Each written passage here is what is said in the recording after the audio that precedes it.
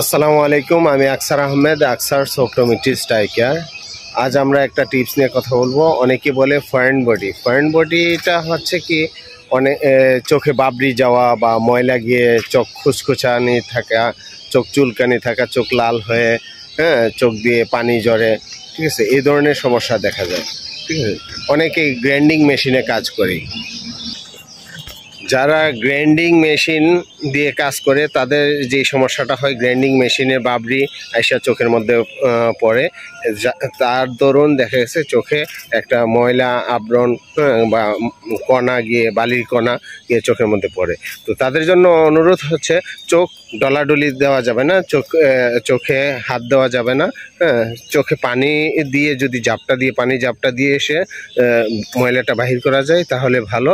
আর যদি তা না করা যায়, চোখে ডাক্তার না দেখে সে নিজেরা অনেক সময় অনেক কিছু দিয়ে সে খুচাখুচি করে ময়লাটা বাহির করার চেষ্টা করে, ওই জিনিসটা করবেন না। তাতে কর্নিয়াতে যদি আপনার বাবরিটা সামান্য থাকে, ওই খুচাখুচি করাতে দেখা গেছে একটা সময় এই কর্নিয়ার ভিতরে গিয়ে পৌঁছে যায়, আরও ভিতরে। তখন ডক্টর এই ফরেন বডিটা রিমুভ করতে গিয়ে অনেক কষ্ট হয়ে যায়। তো তাদের জন্য অনুরোধ, যারা গ্রাইন্ডিং মেশিনে কাজ করেন বা রাস্তাঘাটে ধুলাবালিতে অনেক সময় ময়লা চোখের মধ্যে পড়ে, তাদের জন্য একটাই অনুরোধ, শুধু চোখে পানি দিবেন। পানি দিয়ে সে যদি দেখা গেছে খোঁচা বা কাটা লাগাটা বন্ধ হয়ে যায় তাহলে ভালো।